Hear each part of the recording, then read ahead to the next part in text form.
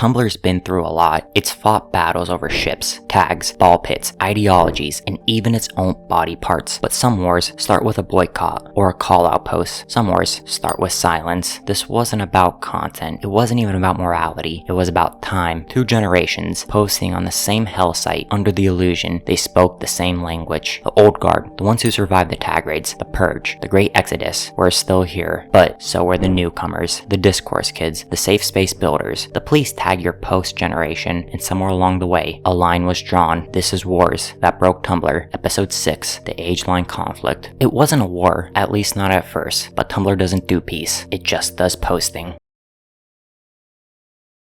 Tumblr didn't explode. It didn't crash. It just changed, quietly, slowly, all at once. Suddenly, nothing on your dash felt familiar. Not the tone, not the memes, not even the takes, because this wasn't the Tumblr you joined. This was someone else's Tumblr now. There were 2 user bases, unknowingly sharing the same platform. The ones who remembered Mish-Apocalypse, and the ones who were born after it. One group posted like it was 2013. The other posted like it was a classroom, and neither could understand why the other wouldn't just get it. They weren't fighting, yet they were confused, annoyed, exhausted. The old users thought they were being censored. The new users thought they were being attacked. Both were partially right, and yet entirely wrong. It wasn't a tag war. Not yet. It was a generational cold front. One passive-aggressive reblog at a time, and the lines between them, it was getting sharper. They were still here, through the bans, the broken features, the reblogs that led to nothing but regret. Somehow, they never left. You could always spot them. The URLs were a curse, but sacred. Their themes, untouched since Obama's 2nd term, and their blog titles, something like King of Hell Site posting, / forever rotting. They posted like no one was watching, because they knew no one was anymore. These were the veterans, forged in the fires of Super Hulak, tempered by the great Mish-Apocalypse, emotionally maimed by the dash-aster of 2014. They didn't adapt to Tumblr's changes, they just learned how to ignore them. Every post was irony, every tag was a minefield. They had one foot in fandom and the other in absurdism, screaming into a void that used to care. To new Tumblr, they were unstable, unfunny, sometimes even threatening. To themselves, they were the last real posters. You couldn't explain them, you couldn't reason with them, you couldn't even at them. They had notifications turned off since 2016. They didn't post for followers, they posted out of muscle memory. This wasn't a community anymore. For them, it was a battleground turned ghost town, and they were still haunting it. After the first wave of discourse, something shifted. The yelling stopped, but the tension didn't. Tumblr didn't burn, it froze. Welcome to the Cold War. No more open callouts, no more tag raids, just vague posts, heavy ones. Some of you need to think before you post. If this offends you, maybe you're the problem. Not naming names, but everyone was talking. No one said anything directly. Reblogging without comment became a strategy. Silence became suspicious. And posts weren't just content anymore, they were signals. Mutual checker extensions quietly logged who unfollowed you. Plugins block problematic users before you ever saw their blogs. And soft blocks, the new cold shoulder. Posting became about survival. Say too much, you're a part of the problem. Say nothing, you're complicit. Reblog from the wrong person, you've chosen violence. Tumblr became a maze of social landmines, a place where etiquette outpaced intention, where every tag felt like walking on glass. And still, everyone kept posting. No trust, no alliances, no clear enemy, just dashboards full of Cold War detachment and reblogs that whispered, I saw this, I know what you're doing, I'm just not saying it out loud.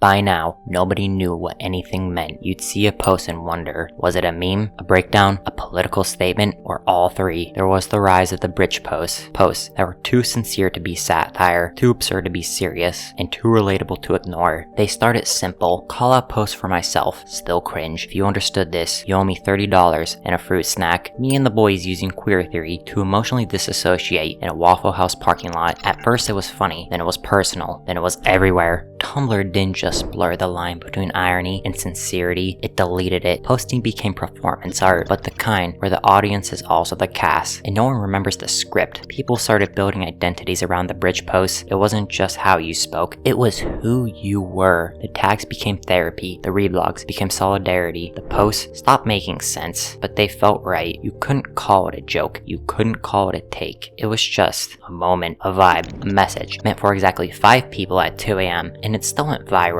There were no sides anymore, just deeply specific energy and untraceable tone. And if you questioned it, you didn't get it, and maybe you weren't supposed to.